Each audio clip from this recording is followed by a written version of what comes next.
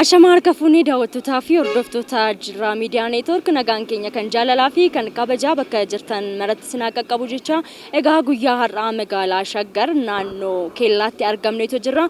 Naannoo kanattis kan argamne kaampaaniin guddichi Afrikaan Holding Group kaafee fi reestooraantii koodee jedhu isa jalqabaa magaalaa Shaggar naannoo keellaatti guyyaa har'aa eebbisiisaatu jira. Egaa kaafeen في ريستورانتين كوديكو أوميشا ورشة دابو في كيكيتيس كان أوف كيسا كابوتاودا كان أودي فني نص كوبيتشا كنا إبا كان سمبران كامنتا إسني ساقا أمورا كوبي كينيا كان فانا تورتن أفريرا كينيا سيون غرموتي نفانا تورا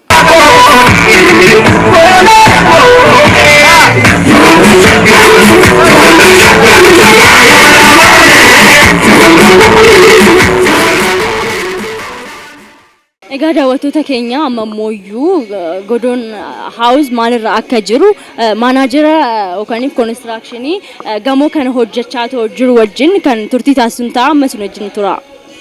Egaa maqaa keetii fi hojii Godon House irratti hojjechaa jirtu nutti himtee achi mooyyuu waan Godon House irra jiru nuuf ibsita jechuudha.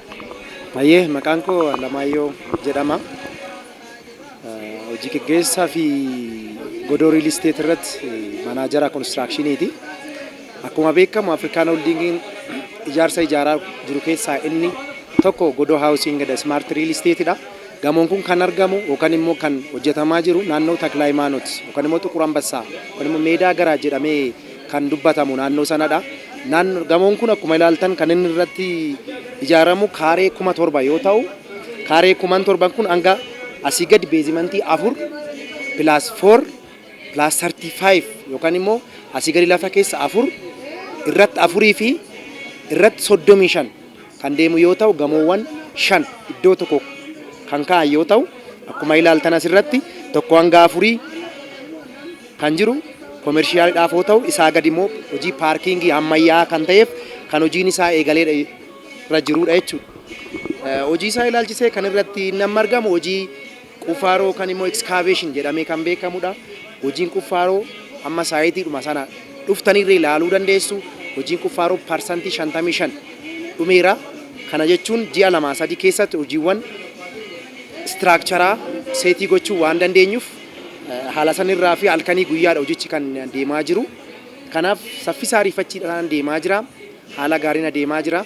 Isinis uummanni keenya gargaarsa kanarratti tumsa guddaa akka gootanii fi gochaa jirtanis abdachaa waan jirruuf kanuma ilaalchiseen yaada kennuu barbaade jechuudhaan. Gamoon Afrikaan Holding Group ijaarsisaa jiru kun gamoon kun namoota meeqaaf carraa hojii uumetu jira? Namoota meeqatuyyuu isin wajjin ijaarsa kanarratti hirmaatatu jira? Akkuma beekamu hojii ijaarsaa keessatti gaheen hojjettootaa yookaan immoo hojiiwwan uumuudhaaf gahee guddaa kan qabu yoo ta'u hanga yoonaa kan jiran keessaa hojii Qufaaroo keessatti hojiiwwan sab kontiraakteriin hojjetamanii fi isa jalarree hojiiwwan namaan illee hojjetaman hedduutu jiru.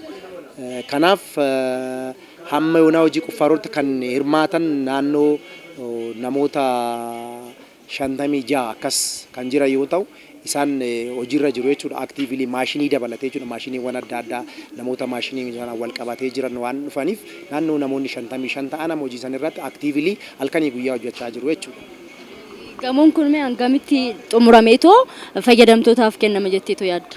Akkuma beekamu amma almost eega jammarree ji'a muraasa yoo ta'u isaan keessaa hojii Qufaaroo parsantii 55 ta'eera. Kana keessaa amma ji'a 2 boodatti hojii faawundeeshinii yookaan immoo isa masarata jedhamu ni xumurama. Waggaa 2 keessatti gamoon kun xumuramee haala amma jiru kanaan namootaaf ni qaqqaba jedhameeti kan halkanii guyyaa hojjetamee itti adeemu jechuudha karooran. Turtii waan wajjin taasisteef baay'ee si galateeffannaa galatoo.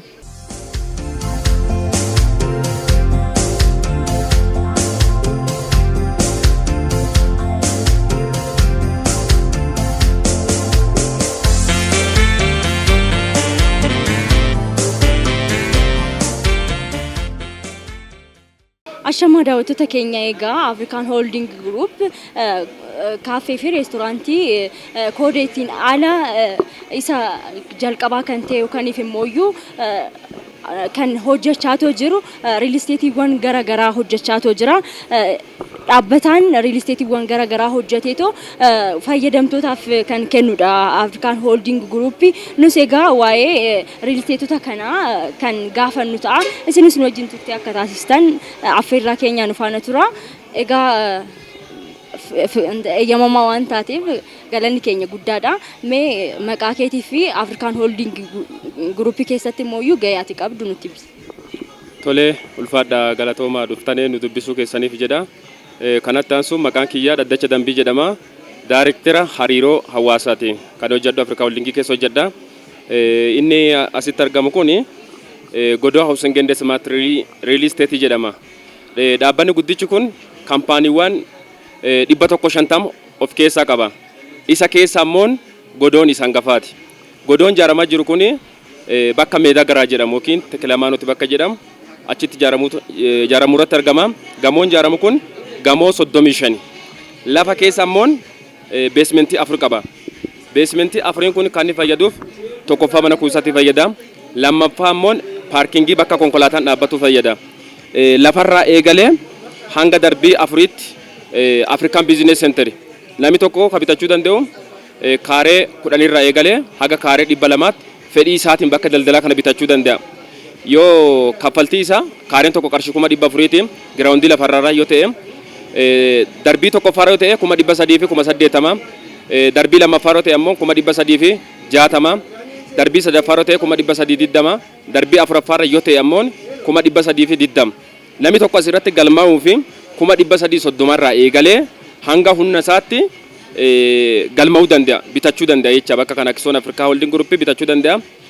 Gamoo kana gamoo ijaaramaa jiru kun gamoo 35 yoo ta'u kan dhaabbatee kan mul'atu kun gamoo 5. Gamoo 5 kun Kuusaa, Raabaa, Doorii, Gada moggaasa maqaa manaatiin jecha kan irratti argamu. Darbii 5ffaarraa eegalee hanga darbii 35tti kan jiru mana jireenyaati.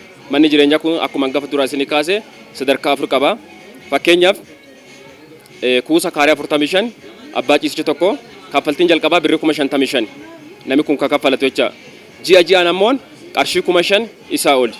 Mana kana argachuuf waggaa 2 keessatti persentii 25 kaffalachuu qaba. Nama persentii 25 kaffalateef dhaabbanni mana isaa kennaaf. Inni lammaffaan Raaba jedhama. Raaba kaaree 90 kaffaltiin jalqabaa 100,000 fi 10,000 ji'aan ammoo qarshii 5,000 isaa ol qusachuu qaba. Waggaa 2 keessatti persentii 25 kaffalachuu qaba mana kana argachuuf jecha. Inni biraa Doorii jedhama. Dooriin kaaree 120 abbaa ciisicha 4ti kaffaltiin jalqabaa qarshii 200,000 fi 20,000 ji'aan ammoo qarshii 10,000 isaa oli qusachuu qaba mana kana argachuuf. Inni afuraffaan Gada. Gadaan akkuma maqaa isaa jira kaaree 150 kaffaltiin jalqabaa 300,000 fi 30,000 ji'aan ammoo qarshii 15,000 isaa ol qusachuu danda'a. Eega mana fi fudhatee keessa jiraateen booda persentii 75 karaa baankitiin waggaa 15 haga waggaa 22 keessatti kaffalachuu danda'a. Mana jireenyaa magaalaa Finfinnee keessatti ka hawaasa keenya rakkisaa jiru rakkoo mana jireenyaati. Hawaasa keenya sababa mana jireenyaa magaalaa Finfinnee keessaa waan hin qabneef rakkoo guddaa keessa jira. Damoos miindaan argatuu fi kiraa manaa inni kaffalatu waliin gitu. Dhaabbanni kun dhaabbata xiiqiif quuqaa hinaaffaa hawaasa kanaaf waan dhaabbateef hawaasa kamiyyuu dhaabbata isaa biratti sheerii bitachuun, mana jireenyaa bitachuun, mana daldalaa bitachuun akkasumas qusachuun waggaa 2 keessatti abbaa mana jireenyaa magaalaa Finfinnee keessatti ta'uu akka qabu dhaamsa kiyya. Gamoon kun naannoo eessatti argama Finfinnee keessatti jechuudha? Magaalaa Finfinnee Tekilaamaanoot yookiin Meedaa Garaajii bakka Maarkaatoo gidduutti argama bakki ijaarsi isaa. Hanga ammaa gamoon ijaarameetoo fayyadamtootaaf laattamee jira? Amma ijaaruurra jirra. Gamoon ijaaramaa jiru kun gamoo darbii 35 waan ta'eef gubbaa isaa akkuma argitan bakka helikoophitarii irratti foorfatu. Kun ammoo bakka bashannana garaa garaati. Ijaaramuu jira. Gaafa ijaaramu ammoo qulqullinni isaa sadarkaa eeggateen ijaarama. Mul'ati kenna badhaadhina irraafaa dhaloota dhaalchisuuf jedha mul'anni kaampaanichaa. Badhaadhina irraafaa gaafa jedhamu waan qulqulluu ta'e tokko waa ilmarraa abbaa darbee abbaarraa gara akaakoo darbuu danda'u waan dhalootaaf darbuu danda'u kana hojjechuu irratti dhaabbatichi argama. Kanaafuu ijaarsa isaa irratti argama xumuramee jiru waggaa lama keessatti xumurama waggaa lama xumurame namoota sheerii mana jireenyaa mana daldalaa bitameef hin kennamaaf. Galatoomega kaampaaniiwwan Afrikaan Holding Group of keessaa qabu keessaa tokko mooyyuu amma iddoo itti argamnu kana kaaffee fi reestooraantii Koodeekooti jechuudha. Kaaffee fi reestooraantiin Koodeekoo egaa guyyaa har'aa isa jalqabaati kan magaalaa Shaggar keessatti eebbifamee banamaa jiru. Waa'ee kanaa mee odeeffannoo ni kennu. Tole kaaffee fi reestooraantiin asitti argamu kun lakkoofsa tokkoffaa. Inni biraa lakkoofsa lammaffaan Boolee Dambal gamoo Raayyummaa darbii Jaffaratti argama. Inni sadaffaan bakka ijaarsa godoo kanaa bakka ijaarsa godoo Housing and Smart Real Estate Tekilaamaanot yookiin bakka meedaa garaaji bakka jedhamu achitti hojii eegalee jira. Inni sadaffaanis inni kun ammoo isa jalqabaati isa hangafaati. Bifa adda ta'een guyyaa kaleessarraa jalqabee haalli eebba isaa bifa bareedaa ta'een bifa nama hunda hirmaachiseen eebbifamaa jira gammaatti hanga guyyaa baruutti katti fufu ta'a. Inni kun nyaati isaa akkam namatti mi'a. Akkamii gatiin isaa hoo akkam madaalawaadha moo akkamii? Gatiin isaa gatii madaalawaa. Gatii madaalawaan nyaata sadarkaa isaa eeggate sadarkaa isaa qulqullina ol aanaa ka qabu hojjettoota ciccimoo sadarkaa ol aanaatti leenji'an barattootuma dhaabbanni kun leenjise ka carraa hojii argatanii hojjechuu kan jiru hojjechuu irratti kan argamanu sadarkaa isaa sadarkaa ol aanaa qulqullina qaba. Nyaati isaa gaafa nyaatan dhadhamni isaa namatti mi'a. Ilaalame amma wajjin maal ilaalla? Egaa fayyadamtootaaf mee ergaa maal dabarsita dhufaniitoo kaaffee fi reestooraantii Koodeekoo irraa akka nyaatan akka itti fayyadamaniif dhaamsa maal dabarsitami? Dhaamsi an fayyadam kaaffee keessanirraa harka nama keessanirraa nyaata mi'aawaa nyaata bareedaa saatii ciree saatii laaqanaa akkasumas yeroo garaa keessatti gatii madaalawaan koottaa fayyadamaa kaaffeen sadarkaa qulqullina sadarkaa ol aanaa qabu isiniif qophaa'ee jira mana keessanii kaaffee keessanii irraa fayyadamaa jedha. Egaa daawwattoota keenya qophiin keenya akkuma itti fufetti jira amma mooyyuu kaaffee fi reestooraantiin Koodeekoo kan qopheessu oomisha daabboo fi keekii kan ilaallu ta'a. Ammas nu faana turtii keessan akka taasistan affeerraa keenya nu faana tura. Deendee daawwannu.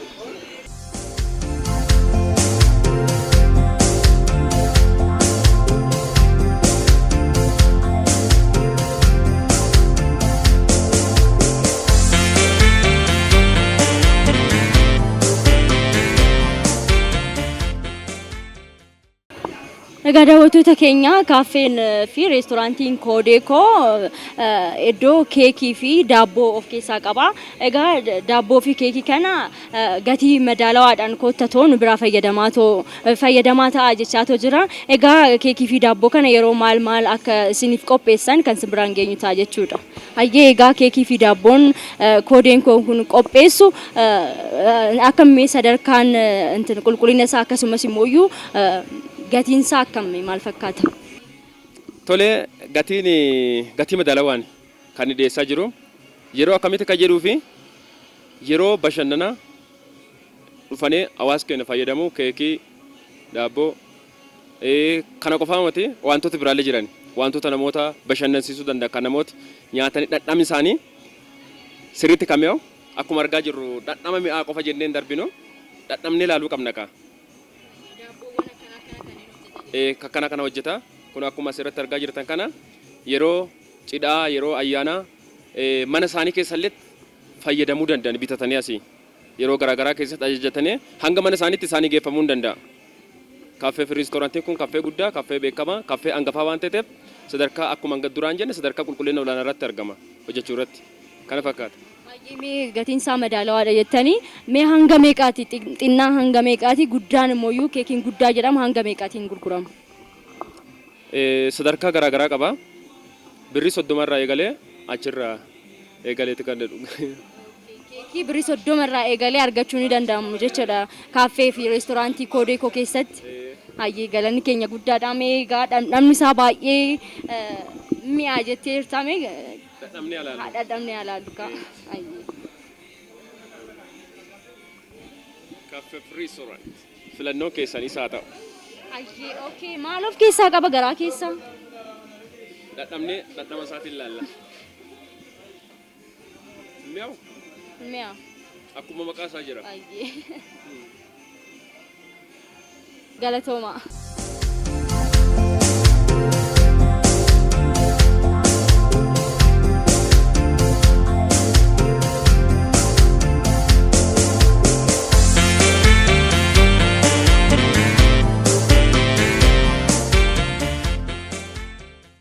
አንድን ለማስመረቅ እንሆን ለሪባይ ብራይ ወራና ይገኛሉ ዋናደረሳችሁ ባንደስ ያለ ወደምንከም በመደረስኝና ወደምንከም በመደረስኝ አከስመሰ በኢንጂነር አብዱል ጀሊል ጋ ወይስ አባ ኮይ አፍሪካን ሆልዲንግ ግሩፕ ባለቤት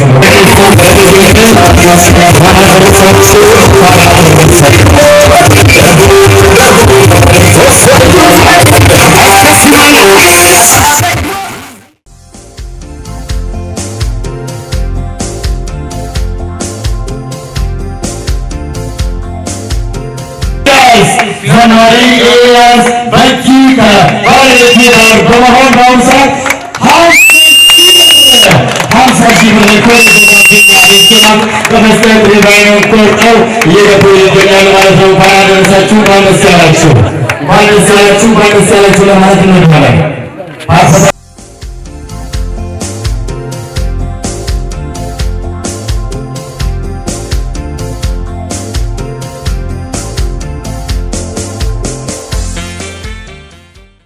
guyyaa gaafa digdamii afurii digdamii shaniif digdamii ja'a Kodeekoo Kaaffee fi Reestooraantii akkasumas wiirtuu biizinasii lakkoofsa tokko kutaa magaalaa Gafarsaa Gujee bulchiinsa magaalaa Shaggaritti naannoo Kellaa jedhamutti naannoo Gamoo Guutee jedhamutti jalqabnee jirra.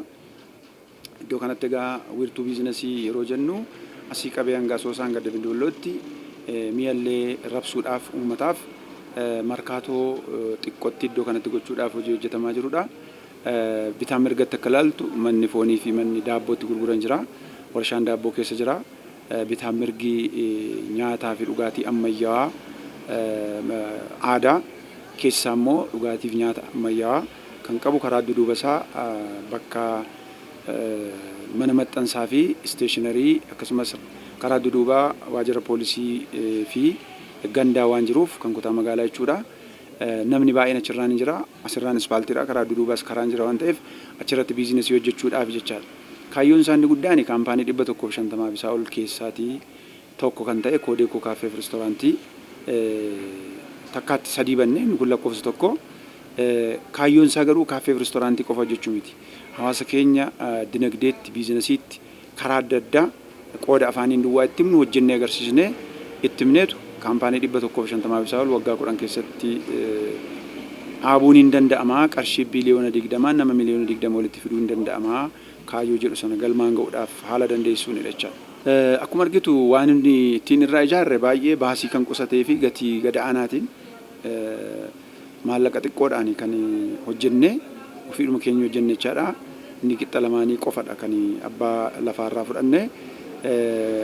Gamoo Guutee jala ture kaaffee fi reestooraantii manni daabboo keenya daafii misooma koriidarii kanaaf bakki sun gaafa ka'u iddoo kana finnee iddoo bal'aa kana fuunee hojjenne jechaadha. Kanaafuu baasii xiqqootiin hojjenne fuuldurattis iddoo kanatti abbaa qabeenyaa sanaa wajjiniin waa waliin hojjennu walii galtee qabna. Kanaafiyyuu tokko simannaa yeroo laaltu immoo kaleessa akkuma ofii kee argite namni gammachuu guddaa qaba. Rivaanii kutuu irratti illee maallaqa guddaadha kan kaffalaa jiru. Yeroon kun yeroo itti jireenyi qaalii ta'eetuma jiru. Uummanni baay'ee gammadeera jechaadha. Sababni isaa kun kaampaanii qofa otoo hin ta'in yookaan kaaffee fi reestooraantii qofa otoo hin ta'in kan ofiiti waloodhaan dinagdee akkamittiin deemsuu hin danda'ama kan jedhu kan agarsiisu jechuudha. Ijoolleen addana keessa jiran Kodeekoo kaaffee fi reestooraantii sadanuurra kan jiran ijoollee kutaa Oromiyaa hundarraa ijoollee 24 kanaan dura leenjisnee kenninedha. Isaan kunis haala ogummaa qabuun hankooti jedhanii miira tokkummaatiin namni keessummeessu nama hedduudha. Namni kun hundumtuu walii galteedhaan hojjechuun isaa hawaasa biras warra dhufan biras warra hojjetan biras maanajimentii hojjetaa bira gammachuu guddaan kan jiru ta'uu isaati jechaadha. Baay'ee gaariidha. Kutaa 12ffaa bara Ingaddaa ijoollee toon milkaa'ina hafan godinaalee Oromiyaa hundarraa mootummaa Oromiyaa wajjin wal taaneetu finnee dhaabbata kanarraa International Trading PLC jedhu maallaqaan waa hunda godhee ijoollee kana leenjisee akka nuu kennu immoo mootummaa wajjin taanee ijoollee kana akka waamnu sana booda nuyi hojii wal qabsiisnu kan waliigaltee qabnu haaluma waliigaltee kanaan ijoollee 24 fudhanneerra. Ijoolleen kun baay'ee gammachuu qabu. Nuyi kan gochuu barbaannu kaampaaniin 150 bu'uurri isaa gadi fagaachuu qaba jechuun hawaasa irratti xiyyeeffachuu qabna jechuudha. Namni tokko waan taphannu wayii waan yeroo balleessuudhaaf hojjennu wayii kanatti fakkaatu jira. Akkasumatti garuu kaampaaniin gamoon tokko fakkeenyaaf gamoon keenya abbaa darbii 35 gamoo 5 iddoo tokkotti hidhameetu. Lafa keessa 4. Isa booda lafaa gaditti mataasaa 4 gaditti lafa keessa mataasaa gamoo kana baachuu kan danda'u lafa keessa wanti dhokatu jira. Kaampaaniin kunis 150 akka ta'u yoo barbaachise bu'uura hawaasummaa qabachuun waan irra jiruuf abbaan aksiyoonaa uummata ta'uu, abbaan aksiyoonaa hawaasa ta'uu, abbaan kaampaanii hawaasa ta'uu waan qabuuf inni kun bu'uura guddaadha. Kanaaf ijoolleenis gammachuu qabu. Hojii ammayyoonaa hojjenne keessaa hojii hedduu hojjenneerra akka waggaa 30tti hojjenne hojii waggaa 3tti hojjetame kan baay'ee nu gammachiisu ijoollee kana finnee leenjisnee mindaa leenjifamaniiru mindaa nyaatu mana jireenyaa nutu kennee fi nyaata nutu kennaafi jechaadha. Isaanis gammachuu qabu, nis gammachuu qabu. Kana ni galateeffadhu tokko yaadumarraa bu'uurumarraa yaadama ida'amuu yaadi iddoo qaba jedhee mootummaan keenya mootummaan badhaadhinaa yaada kana fudhatee waggaa 7 darban takka namichi maraataadha jedhamutti yaada maraataadha jedhamee farrajamu fudhatamee lafa Finfinnee nuu kennuun yaadumti kun yaadi mo'ataan jiraannaan yaadi jedhu mataansaa yaadi bakka qaba jedhuun isa kana galateeffadha jechaadha. Kuni yeroon tartiibaan ka'u jalqaba waaqayyoon kan galateeffadhu. Lammaffaa qabsoo waggaa dheeraa hawaasa keenyaa uummata Itoophiyaatiin kan dhufe lammaffaa irratti sadaffaan mootummaa keenya mootummaa badhaadhinaati. Arfaffaa irratti maanajimentii fi hojjetaaf abbootiin aksiyoonaa yeroo yerootti dhufanii ammallee nu jabeessaa kan jiran yeroo yeroottis kan nu jabeessan galata guddaa argatanii jedha. Sagantaa kanaaf immoo kutaa bulchiinsa magaalaa Gafarsaa Gujeetti waajirri poolisii eegdota ramadee nageenya naannoo kanaaf wanti inni godhee fi bulchiinsi magaalaa immoo kaleessa baniinsa irratti akka argite bulchiinsi magaalaa Gafarsaa Gujee kaabinee hunda wajjin dhufee riivaanii kutee eebba kanaaf bansiiseera jechaadha. Isaaniinis dachaan galateeffadha. Hawaasa naannoo kanaa koree ta'anii hojii guddaa hojjetaa turan maanajimentiin boordiin hojjettoonni keenya baay'ee guddaan galateeffadha jechaadha. Galatoomani. Dhumarratti dhaamsi ani dabarsuu barbaadu gaafa 9 torban lamaan har'aa jechuudha. Yaa'iin waliigalaa sadaffaan gaggeeffama. Iddoon kun iddoo ijaarsa mana keenyaati gamooti jechaadha. Achirratti akka dhufan haadholiin Inxooxxoo paarkiitii turan nuyi isaan ofitti fudhannee hojii akka hojjetan goone waan nyaataan qopheessuu ijoolleen durbaa kuniin qopheessuu kaaffee isaaniitu qopheessaa waan nyaatamuuf waan dhugamu ofuma keenyaan goonachaadha. Lafa keenya irratti goonaa yaa'ii kana akka nafneen jedha. Hanga 30tti immoo namni aksiyoona bitate hundeessaa ta'a waan ta'eef akka bitattaniin jedha. Gaafa guyyaa 14 hanga 16tti Godoo Homes Expo 151 lakkoofsa jedhuun Expo qopheessaa jirra. Isa kanarrattis dhufanii iddoo sanarratti akka argamanii Expo kanarratti akka hirmaatan markaatoon isheen haaraan achi jirti waan taateef jechuudha. Akka hirmaatan jedha jechaadha. Gaafa 14 hanga 21tti gatii hammanaas haa ta'u kan aksiyoona baay'ee gadi bu'aadha.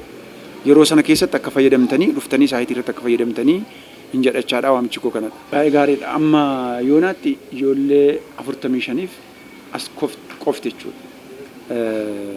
Ijoollee 45f kaaffee fi reestooraantiin Kodeekoo akkuma isin jedha wiirtuu biizinasii qaba. Ijoollee 45f carraa hojii baneera. Kan boolee jiru gara ijoollee 30f carraa hojii baneera. Kan markaatoo Takla Hayimaanoot jiru immoo inni 150 ol banachaadha. Haadholii qofa 54. Bakki makiinaa konkolaataatti miican jira, paarkingiin jira, warshaan mukaa jira, warshaan sibiilaa jira, warshaan daabboo jira, woofcoon jira, warshaan buddeenaa, baaltinnaa waan bal'aa jira jechaadha. Mankuusni jira. Kunis carraa hojii uumaa waan ta'eef iddoo sanatti gara 150 olii hin fidachaadha. Walumaa galatti ijoollee 250 ol koodeen koo sadan kun qofti carraa hojii uumuu kan danda'u ilaalama jechaadha. Isaa olis ta'uu hin danda'a. Walii galatti garuu waggaa 10 keessatti carraa hojii 1,155 dhaabbiidhaan hin uumnaa kaampaanii 150 gaafa xumurru carraa hojiis nama 1,155 harki 99.9 qeerroof qarree dargaggeessa biyya keenyaa kan ta'e dhaloota haaraa kan ta'e nama miliyoona 20 abbaa aksiyoonaa yeroo goonu dhibbantaan 25 miliyoonni 5 dargaggeessa qeerroof qarree waanta ta'uufi kanas goona jennee jirrachaa. Baay'ee gaariidha. Nuyi kaampaanii 150 isaa ol yeroo jennu Codeco Cafe Restaurantiin ofiin isaa tokkodha. Tokko ta'ee garuu sadii ta'ee baay'eerama. Baran ijaatti daballee 9 hin geenye. Codeco Cafe Restaurantiin qofti 150 ta'uu danda'a jennee qabanne jechaadha qofaan isaa. Real estate keenya hojjetaa jirra. Mana warshaawwan adda addaa kireeshara dhagaa daaku binneerra. Ekskaavatera lafattiin qoffaramu binneerra. Al ergee import exportii namoota biyya alaa wajjiniin namoota fudhatan baay'ee hojjetaa jirra. Wiirtuu gabaa hojjetaa jirra. Iddoo kompiitaraa fi elektirooniksiitti gurguran biizinesii guguddaa hojjetaa jirra. Mana barnootaa qabna. Tola ooltummaa guguddaa ni hojjenna.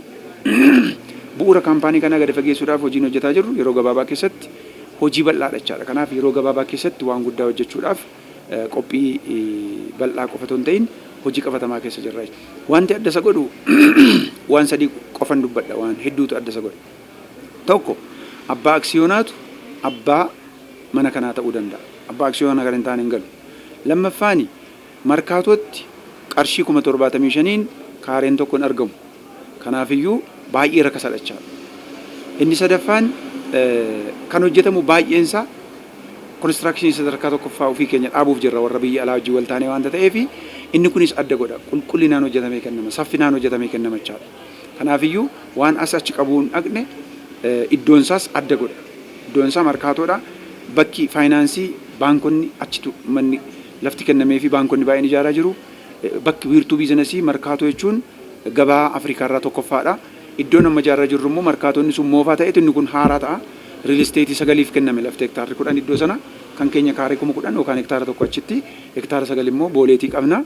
Kun mataan isaa bakka ammayyaawaa godha waanta ta'eef adda jechaadha. Real estate akkasiin jiru amma wana Finfinnee keessa jechuudha. Gatiin isaas kan gadi bu'e iddoo akkasii irratti gamoo akka kanaa baay'ee ammayyaawaa ta'e kan ijaaraa jiru amma yoonaa hin jiru waan ta'eef nu warra jalqabaati jechaadha. Kanaafuu jirbii wal gargaartee leenca hiitiin jedhu bu'uura keenyadha.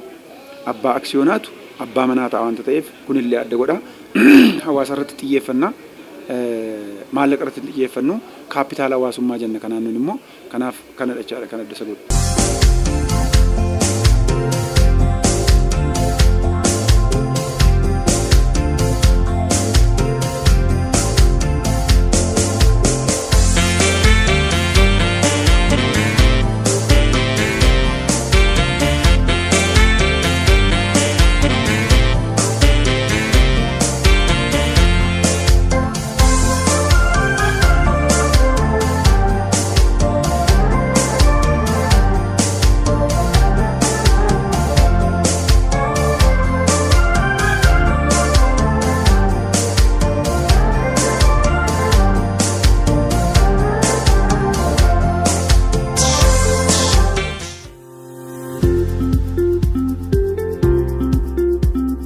Dhaabbata aksiyoonaa guddicha Afrikaan Holding Group. Dhaabbatni aksiyoonaa Afrikaan Holding Group mul'ata guddaa badhaadhina irraafaa dhaloota dhaalchisuu jedhu qabatee kan hundeeffame yeroo ta'u jechama jirbiin wal gargaartee leenceeti jedhu bu'uureffatee falaasama tokko ida'u 8 sagalirranii caalaa kalaqa sadarkaa Afrikaatti isa jalqabaate fayyadamuudhaan kaapitaala hawaasummaa walitti hidhee abbootii aksiyoonaa miliyoona 20 walitti qabuudhaan kaampaaniiwwan 150 fi isaa ol hundeessee carraa hojii 155 uumuudhaan dinagdee hawaasaa guddisuuf kan karoorfatedha. Haaluma kanaan kaampaaniiwwan hojiirra jiran keessaa tokko kan ta'e Cafe Restaurantii Codeco lakkoofsa tokkoffaa bulchiinsa magaalaa Shaggar kutaa magaalaa Gafarsaa Gujee aanaa Gafarsaa eegduu naannoo kellaa hoteela Kiyyaa cinatti argamu bakka tajaajila gahaa kennuu danda'utti ijaarsa isaa xumuruudhaan amajjii 24, 25 fi 26 bara 2017 guyyoottan sadiif walitti aansee haala adda ta'een ni eebbisiisa. Baga gammaddan baga gammadne isiniin jechaa isinis maatiidhaaf riyaa jaalalleef obbolaa Haysan Dabrees daa'imman keessan harka qabachuudhaan sagantaa eebbaa kanarratti akka argamtaniif nuti isin affeerree jirra. Teessoon naannoo kellaa hoteela Guutee fuula dura.